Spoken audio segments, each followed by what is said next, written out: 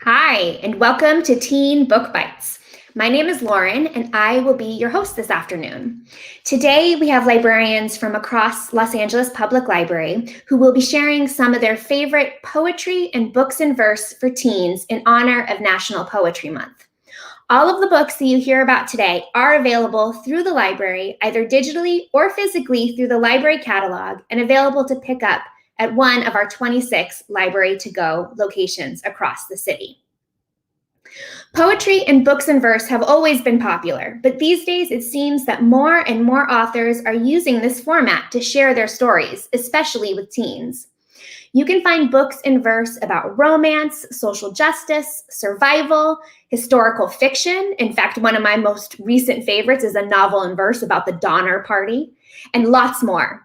We hope that you enjoy and check out some of the titles that our librarians are about to share with you. And you can find even more suggestions on the Teen Web section of the Los Angeles Public Library website.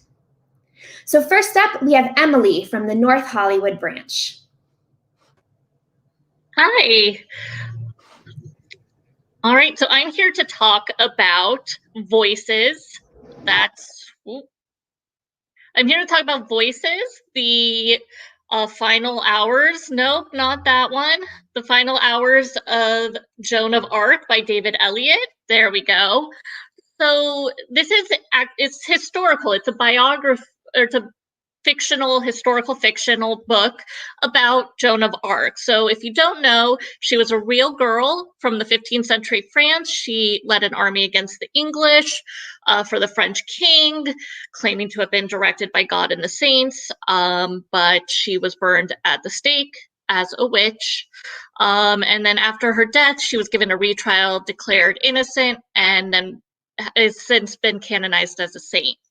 So David Eliot tells this story in verse, and this is actually not the first telling of Joan of Arc's story in verse.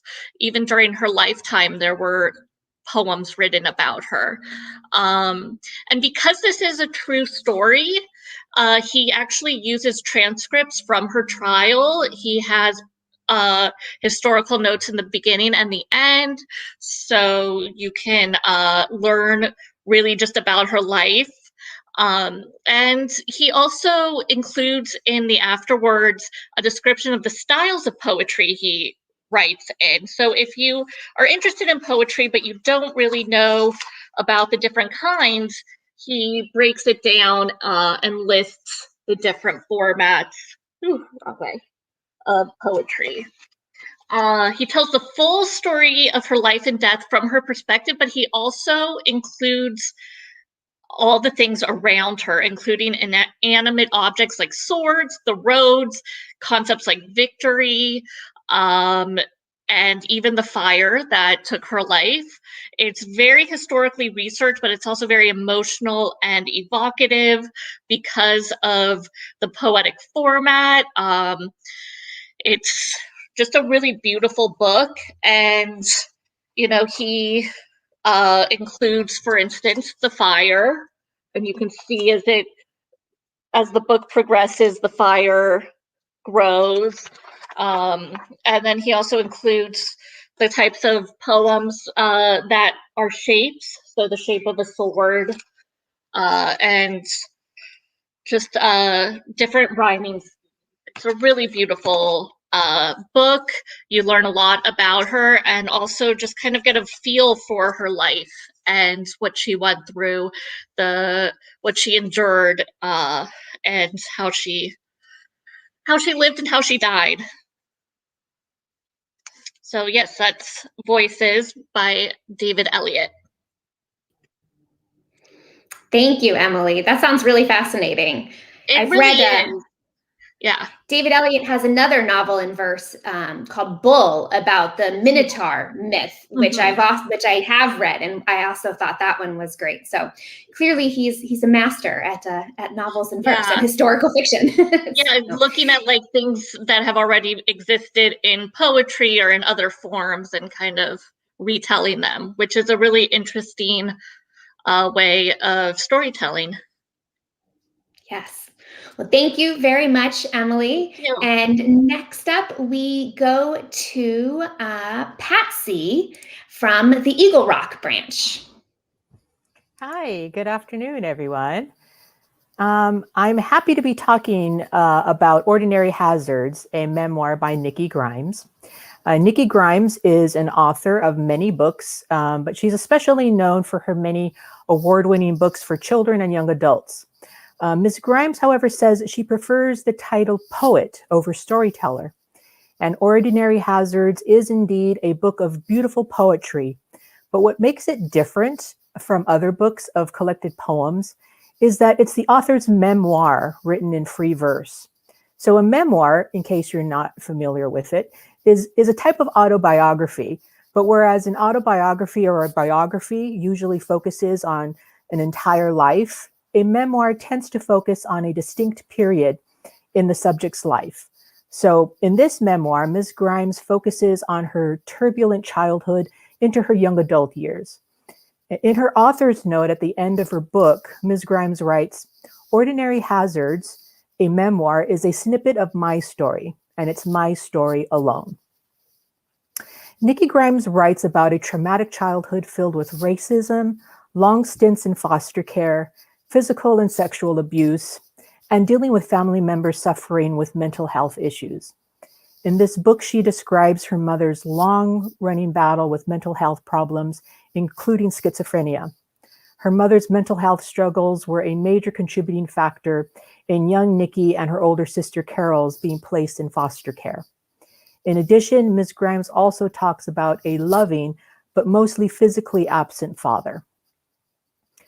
One way that Ms. Grimes learned to cope and try to make sense of her unstable childhood was through writing. She started writing at the age of 6 and never stopped. Her writing became a friend, a confidant, and the one dependable constant in her young life. So you might think that reading a memoir in verse would be odd or even hard to understand. Well, while the subject matter can be difficult at times, I actually found the book a quick read. And once you start, the only difficulty you're likely to have is putting it down. It takes great skill and a great author to be able to get across a story using the economy of words that writing in free verse requires. And in some ways, it actually makes the message and sometimes the horror of a situation resonate even more.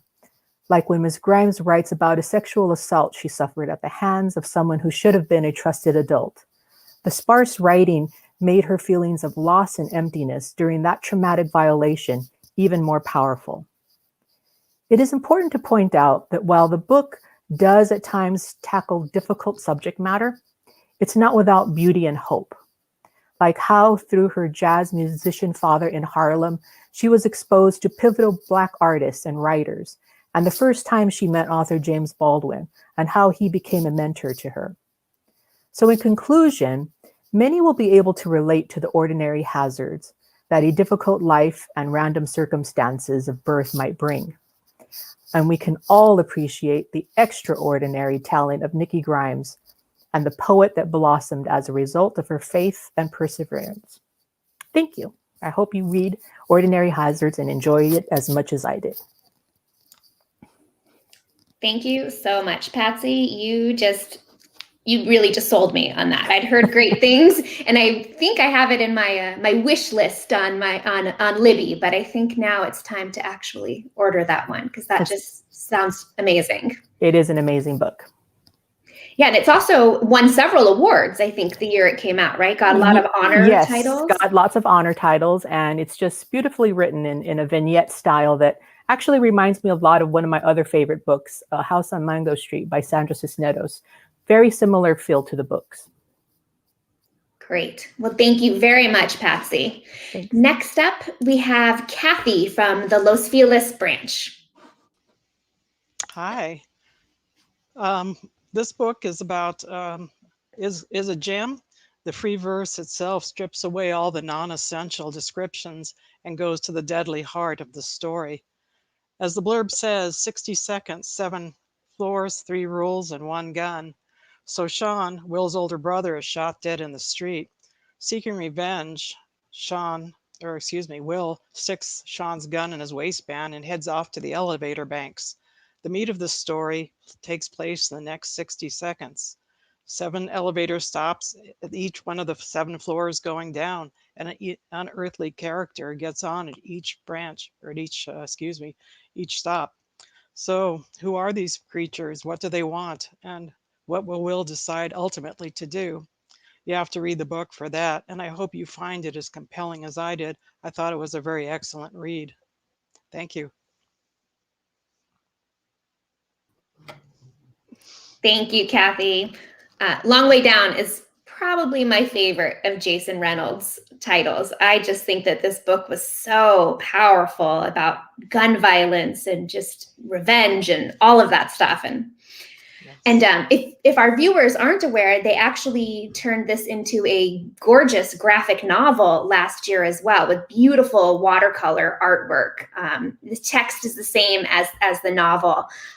So I highly recommend both the graphic novel and the novel in verse. So thank you very much, Cathy. My pleasure. Next up, we have Danica from the Silver Lake Branch Library. Hi, guys. So to be honest, I'm not someone who reads poetry. I find it kind of hard to follow. So I was super excited to find Julian Peters' Poems to See By, a comic artist interprets great poetry. Mixing the format of a graphic novel with the text of some of the greatest poets of all time allowed me to visualize what I was reading and gave me an understanding I had never had before. Presented in a collection of 6 sections, Peters' topics include seeing yourself, seeing others, seeing art, seeing nature, seeing time, and seeing death. From Robert Frost to Edgar Allan Poe to Maya Angelou to Edna St. Vincent Millay, each poem is drawn in a unique style, fitting the vibe of the work. Stark black and white manga pages for When You Are Old by William Butler Yeats, vibrant watercolor poster art for Jukebox Love Song by Langston Hughes, and dreamy crayoned landscapes for Tess Gallagher's Choices. In the preface, the author suggests that he hasn't just adapted these poems, but translated them into the visual language of comics. Poems and comics actually sharing common elements, such as repetition, rhythm, and juxtaposition. Poems to See By makes it apparent that Julian Peters loves these poems. And by seeing, not just reading them, I did too. You can check these out by going to Hoopla on our website. Hoopla is available on all your devices. You can watch them on your computer, on your tablet like I did, or even on your phone. It's really, really fun to read comics on your device, and it's beautifully done. Thank you. Thank you, Danica. I'm so glad you shared a graphic novel that features poetry, because I don't know that there's a whole lot of those. There really isn't. I came across, of course, Jason Reynolds, and then there's one, I forgot who wrote it, but it's Edgar Allan Poe. But there was very, very little, and I think it's a wonderful way to illuminate poems, and it really helps get you to understand them in a visual way, and it's very evocative that way. Great, thank you. I'm going to go get that one on Hoopla today, since I still have a couple of rentals left before the month ends. And you know, Hoopla displays graphic novels in one of my favorite. It's one of my favorite platforms for reading graphic novels. It's really, they did it right. There's a lot of comics on Hoopla, as an aside. Yes, love Hoopla. Can't recommend that enough. So thank you very much, Danica. Sure. And now for our last title of today, we have Nancy from the Wilshire Branch Library. Hi, My book is Three Things I Know Are True by Betty Cully. Jonah's hands are still now. So says his sister Liv at the beginning of Three Things I Know Are True, Betty Cully's debut novel. Once Jonah was a daredevil, a prankster, full of laughter and fun, the most popular kid in school. Now at age 17, he's unable to move, to speak, to do almost anything. He stays alive only with the help of machines and round-the-clock nursing care. Told from his sister Liv's perspective, this book examines the tragic aftermath of a gun accident. Jonah and his best friend Clay find a gun belonging to Clay's dad on a windowsill. Jonah jokes that Clay's father would never leave a loaded weapon where kids could find it, just before he pulls the trigger. But the bullet goes directly into Jonah's forehead, and nothing will ever be the same again. Jonah is left with a traumatic brain injury, Clay is filled with guilt, and Liv must cope with this new, almost unrecognizable version of her brother. Because Jonah's brain is so severely damaged, he needs in-home nursing care. The nurses rotating in and out of their home all day and all night are a cause of great stress for Liv and her mother. But at least the nurses who care for Jonah know what Liv means when she says, Jonah has faces and sounds that mean different things. If you're watching and listening, he will tell you what he wants, what he doesn't want. Liv's mother simply can't see that Jonah is trying to communicate in his own way. Liv's life was already filled with problems before the accident. Her father recently died, her mother works for minimum wage, and the small town in Maine where they live is slowly dying, since the only big employer there, a paper mill, has shut down. Liv and Jonah relied on Clay and his parents to make life a little easier. But now Clay and his family are the enemy, being blamed for the accident and being sued by Liv's mother so she can pay for Jonah's care. Liv is forbidden to speak to them. But Liv remains Clay's friend, and even though she isn't allowed to see him, Liv can't give up on Clay any more than she can give up on Jonah. As the lawsuit against Clay's family goes to court, everyone in town has an opinion about who is to blame. Liv tries to go on with her life, but school seems pointless. Her mother is surrendering to depression, and Clay's mother confides her greatest fear to Liv. She believes Clay will not be able to survive his guilt over the accident. Liv finds peace only on the riverbank near the shuttered paper mill, but she soon learns that Clay is also drawn to the river. What Liv and Clay both fear the most is they will lose each other after they have already lost nearly everything else. The two begin forbidden meetings, and they reveal secrets and fears as they watch the river's endless flow. To find out where the river takes them, read Three Things I Know Are True, a beautifully written novel in verse by Betty Cully. Thank you so much, Nancy. That sounds like a really powerful and beautiful novel. Yes, and there is a lot of hope in it, even though there's also a lot of tragedy. Yeah, I can imagine. I can think of a lot of library patrons that I could recommend this one to and know that they would enjoy it. So yeah, thank you for sharing that. It's got a love story and everything. There's a lot going for it. Thanks, Loren. Thank you. So thank you, everybody, for joining us today. Please join us again next month for Teen Book Bites on Monday, May 24th at 3 p.m., where we will celebrate Asian American and Pacific Islander Heritage Month with more great books. And don't forget to tune in to Los Angeles Public Library's YouTube and Facebook Live channels for Teen-tastic Tuesday programs at 4 p.m. most Tuesdays.